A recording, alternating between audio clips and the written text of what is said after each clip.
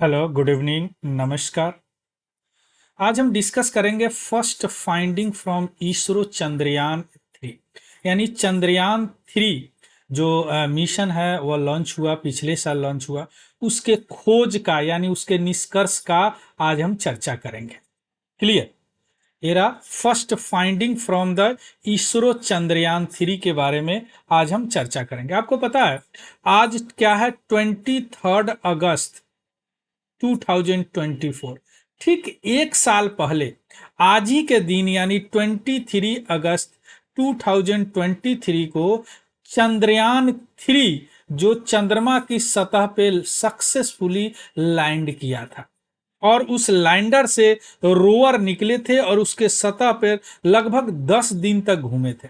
10 दिन घूमने के बाद जो फाइंडिंग किए हैं, उनका जो पेलोड था उन पे जो दिया गया था, वह पेलोड जो फाइंडिंग किए हैं उसी के निष्कर्ष के बारे में आज हम चर्चा करेंगे और बात करेंगे कि क्या निकला है। क्योंकि यह जो इतिहास है यह गौरवपूर्ण दिन है।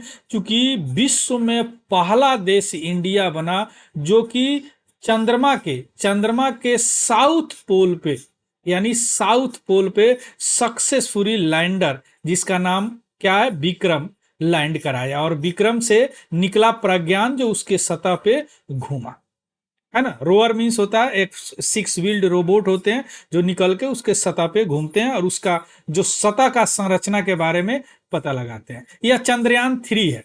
चंद्रयान वन 2008 में लॉन्च हुआ था, जो कि वह ऑर्बिटर मिशन था, जो कुछ ही दिन के बाद, लगभग एक साल से कम ही दिन के बाद में वह काम करना बंद कर दिया। लेकिन ये भी बहुत बड़ा अचीवमेंट है, क्योंकि पानी वगैरह की खोज इसने किया था। 2019 में ठीक इसी तरह ऑर्बिटर, लैंडर और रोवर भेजा गया था, है ना। ऑर्बिटर तो सक्सेसफुल रहा लेकिन लैंडर क्रैश कर गया। उसके बाद 2023 में 41 दिन की यात्रा करने के बाद यह सक्सेसफुली लैंड हो। तो इसी के बारे में हम चर्चा करेंगे। चलिए शुरू करते हैं न्यूज से। The finding of the Chandrayaan three, यानी चंद्रयान थ्री का खोज, चंद्रयान थ्री मिशन का खोज के बारे में चर्चा करेंगे। अब यह चंद्रयान थ्री मिशन, अब रोवर समझते हैं। रोवर क्या होता है? एक type of the robot, the wheeled robot, normally 6 wheeled robot that come out from the lander, lander से बाहर निकलता है and move on the surface of that planet. और यहाँ सरफेस प्लानेट कौन है? चंद्रमा है। क्लियर? तो रोवर में बहुत सारे पेलोड लगे रहते हैं। वह पेलोड का एक पेलोड का नाम है अल्फा पार्टिकल एक्सरे स्पेक्ट्रोमीटर, यानी एपीएक्सएस, जो रोवर मॉड्यूल में लगा हुआ था, जो उसके सतह पे घूमा है ना, जो robot.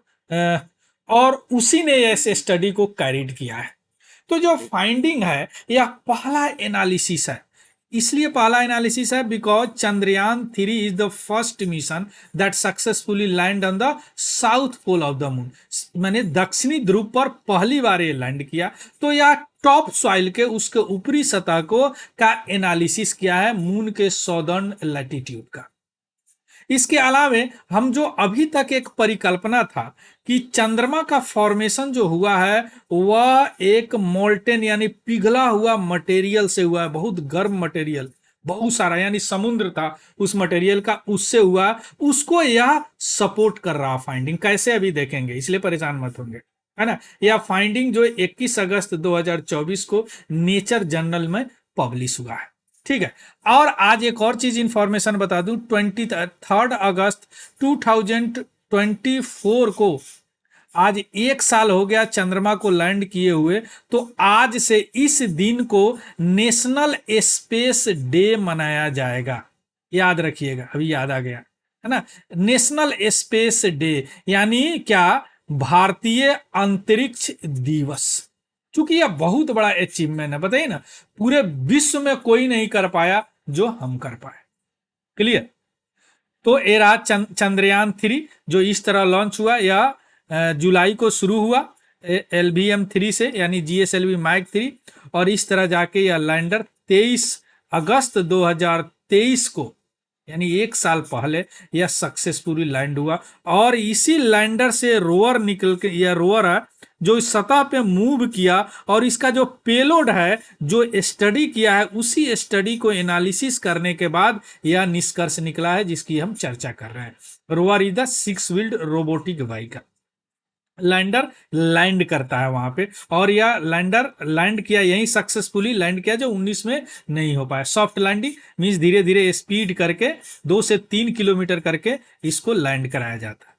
Clear, that is called the soft landing. अब हम आते हैं एपीएक्सएस जो पेलोड है वह क्या है। देखिए इसका फाइंडिंग, यही स्टडी फाइंड किया है, और यह कहां पे है, रोवर में लगा हुआ है ना, अल्फा पार्टिकल एक्सरे स्पेक्ट्रोमीटर, है ना। इसने फाइंडिंग किया है कि जो भी चंद्रयान 3 का लैंडिंग साइट है, जहां पे लैंड किया है, कहां पे लैंड किया है, south pole. South pole means दक्षिणी ध्रुव, है ना। साउथ पोल पर लैंड किया है, चंद्रमा होगा, that is called south pole, that is called north pole. इन्होंने बताया कि वहां का जो इलाका है, टेरेन है, वह लगभग यूनिफॉर्म है, माने एक समान है, ऐसा नहीं कि बहुत ऊंचा है बहुत नीचा है ना। अब यह जो फाइंडिंग है पहली बार है, क्यों, क्योंकि मिशन है पहली बार साउथ पोल का, है ना। दूसरी बात कि हम जो अभी तक हाइपोथेसिस में थे, परिकल्पना कर रहे थे कि मून का क्रस्ट जो है लेयर बाय लेयर बना हुआ है, और यह कल्पना क्या था, लूनर मैग्मा ओशन हाइपोथेसिस, यानी लूनर, अभी जो बात किए हैं कि उसका जो सतह है या बहुत क्या बोलते हैं, पिघले हुए पदार्थ से बना है, जो मैग्मा है बहुत गर्म है ना। तो उस परिकल्पना को यह उड़ान देता है, यानी फॉरवर्ड करता है उस परिकल्पना के। तीसरी बात, इसमें जो टॉप सॉइल है, ऊपर का जो सॉइल है लूनर साउथ पोल का, वह अभी तक माना जाता था कि मिनरल का ये स्प्रिंकल है, यानी थोड़ा थोड़ा मिनरल का छिड़काव है, लेकिन ऐसा नहीं है, वह लेयर बाय लेयर क्रस्ट बना हुआ है। यह फाइंडिंग किसने किया है, यह हमारा एपी एक्सेस किया है, मींस किसने किया है, चंद्रयान 3 किया है। या क्यों यूनिक है, क्योंकि यह पहला मिशन है, इससे पहले किसी का गया ही नहीं। इससे पहले और जगह के बारे में सारे लोग इंफॉर्मेशन दिए हैं, जैसे चैंग 4 हो गया, आपको यूएसए का अपोलो हो गया, लेकिन यह पहली बार किया है। अब इसको थोड़ा सा डिटेल्स देखते हैं about APXS found, XS found, कि यह कैसे एलएमओ हाइपोथेसिस परिकल्पना क्या है, और दूसरी बात कि यह जो compose of layer by layer जिसको मिक्सिंग भी कहते हैं, यह मिक्सिंग क्या है। तो 3 फाइंडिंग इसका महत्वपूर्ण है। पहला, यह यूनिफॉर्म है। दूसरा क्या है, एलएमओ परिकल्पना को यह फॉरवर्ड करता है, नहीं वैलिडेट करता है। और तीसरा क्या है, यह लेयर को मिक्सिंग भी करता है ना। यही चीज अभी हम देखेंगे। चलिए, पहला है एलएमओ हाइपोथेसिस। एलएमओ क्या होता है, देखिए लूनर मैग्मा ओशन, यानी वह पिघले हुए पदार्थ से बना। देखिए मून जो बना है, ऐसा बोला जाता है कि 4.5 बिलियन साल पहले, परिकल्पना है, इसको यह फॉरवर्ड करता है, यानी इसको वैलिडेट करता है कुछ हद तक। वह एक बहुत बड़ा एस्ट्रॉयड यानी क्षुद्र ग्रह जो है, चंद्रमा से टकराने के कारण यह मून का निर्माण हुआ, सॉरी अर्थ से टकराने के कारण मून का निर्माण हुआ। Moon is thought to be have been found after a large asteroid collided with earth some 4.5 billion years ago. Clear. और ऐसा साइंटिस्ट का और परिकल्पना है, हाइपोथेसाइज है, कि जो अर्ली लाइफ था जो मून का, वह ओशन ऑफ मैग्मा से बना हुआ था, जो एलएमओ हाइपोथेसिस है, यानी उसके सतह पे पिघले हुए गर्म पदार्थ बहुत से, है ना। जैसे जैसे वह ठंडा हुआ, मिलियन ईयर्स लग गए ठंडे होने में, उसके बाद में जो भी हेवियर पदार्थ थे, जैसे सिलिकम, मैग्नीशियम, रिच मिनरल जैसे ओलिवाइन हो गया, पायरोक्सिन हो गया, वह धीरे धीरे उस सतह के नीचे चले गए। भारी थे इसलिए वह नीचे चले गए। अब गर्म है कोई, अगर ठंडा हुआ धीरे धीरे नीचे चले गए। ठीक, इसके अलावा जो लाइटर मटेरियल थे, हल्का थे, जैसे कैल्शियम और सोडियम बेस्ड कंपाउंड, वह ऊपरी सतह पे रह गए। आ रहा बात समझ में। तो क्या हो गया, एक लेयर बन गया, जो सबसे भारी थे नीचे चले गए, उसके बाद हल्के, और जो सबसे हल्के थे ये। यही तो हमारा प्रज्ञान बताया है रोवर, कि वहां का सतह जो है लेयर बाय लेयर बना हुआ है। क्लियर। और यह हम पहले से हाइपोथेसाइज थे या परिकल्पना करते थे, जैसे यह थ्योरी है एलएमओ हाइपोथेसिस, ये तो यही तो बताता है कि पहले मैग्मा का एक समुद्र था, कॉवर था, धीरे धीरे ठंडा हुआ तो क्या होगा, नीचे गया, हल्का ऊपर आ गया, भारी नीचे चल गया, यानी लेयर बाय लेयर बन गया। आया बात समझ में? यह है एलेमो हाइपोथेसिस, यानी एलेमो परिकल्पना। क्लियर? तो इसको क्या यह सपोर्ट कर रहा है हमारा, जो अभी तक केवल हाइपोथेसिस था, अब इसको सपोर्ट किया, इसको एक लेवल और आगे ले गया हमारा, और भी स्टडी होंगे। दूसरा है मिक्सिंग, ध्यान दीजिएगा, mixing of crust in lower level. Lower level पे, यानी अगर चंद्रमा है, इसके लोअर लेवल पे ये जो मिक्सिंग हो रहा है, यानी देखिए यह भारी भारी चीज नीचे गया, उससे हल्का उसका, लेकिन यहां पे कई बार भारी भी मिल गया। यह क्या सपोर्ट करता है, जो थर्ड एपीएक्सएक्स फाइंडिंग है, जो नया डिस्कवरी है, जो सजेस्ट करता है कि लूनर क्रस्ट में वेरियस लेवल ऑफ मिक्सिंग है। अब इसका कारण क्या है, ध्यान दीजिएगा, मिक्सिंग का कारण क्या है, एस्ट्रॉयड इंपैक्ट, यानी क्षुद्र ग्रह का बहुत तेजी से टकराना। और इसके सपोर्ट में इसका एक एविडेंस वहां पे है कि वहां पे साउथ पोल आइटकिन बेसिन है, जो चंद्रमा पे सबसे बड़ा और सबसे पुराना बेसिन माना जाता है। और इस बेसिन का निर्माण अब सपोर्ट किया जाता है, सपोज किया जा रहा है कि यह लूनर के गिरने से हुआ है, सॉरी लूनर पे इस एस्ट्रॉयड को गिरने से हुआ। अब एस्ट्रॉयड अगर बहुत तेजी से गिरा तो क्या होगा, ऊपरी परत नीचे आएंगे, नीचे परत ऊपर जाएंगे, तो क्या हो जाएगा, मिक्सिंग हो जाएगा। तो इस थ्योरी को भी सपोर्ट कर रहा है। और हमारा जो चंद्रयान 1 है, जबकि एसपीए बेसिन से, यानी साउथ पोल आइटकिन बेसिन से लगभग 350 किलोमीटर, यानी 350 किलोमीटर जस्ट दूर था, वहां पे लॉन्च किया गया था, लॉन्चिंग साइट है वो।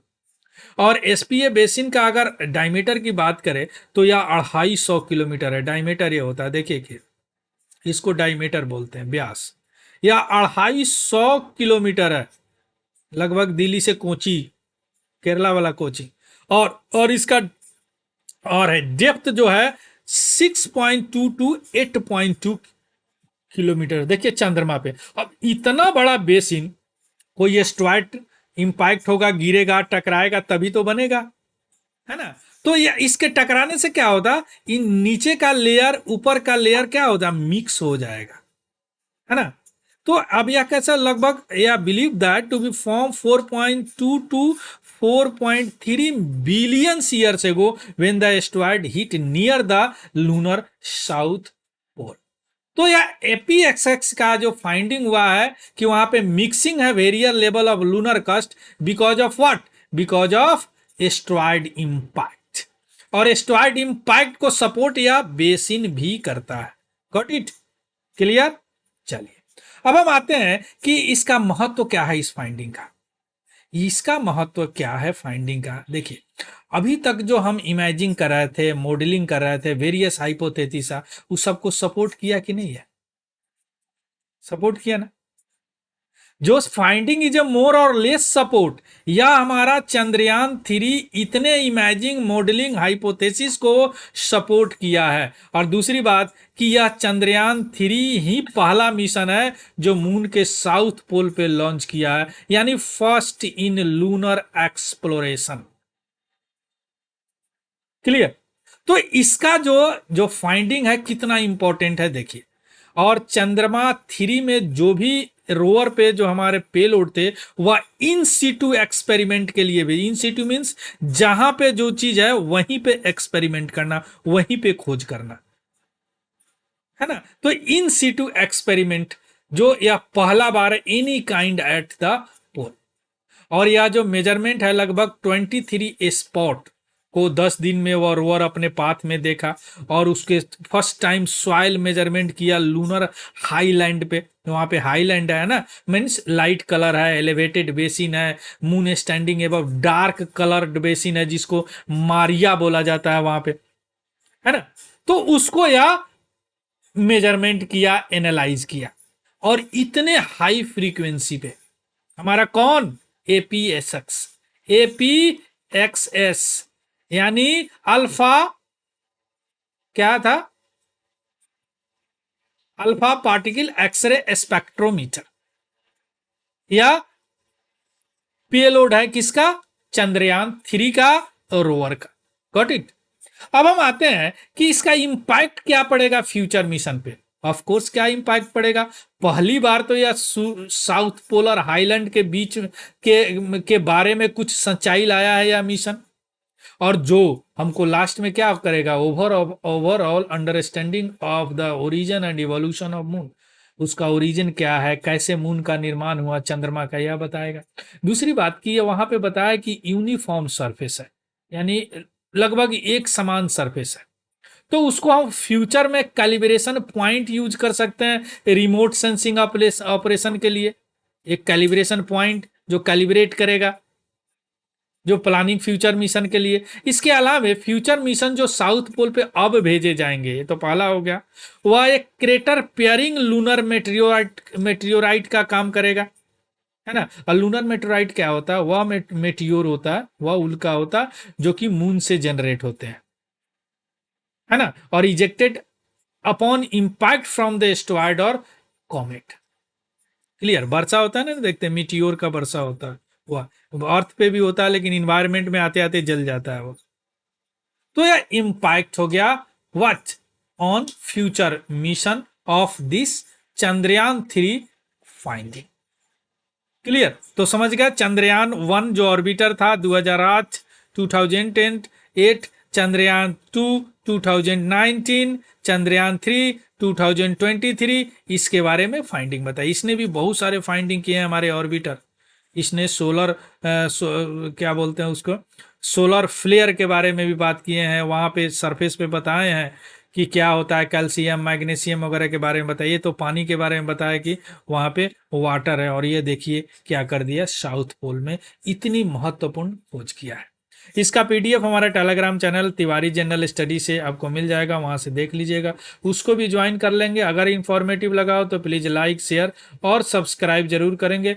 Any doubt any query related to this Chandrayaan 3 finding, तो आप मुझे कमेंट भी कर सकते हैं। So thank you, have a good day and happy learning. Thank you very much.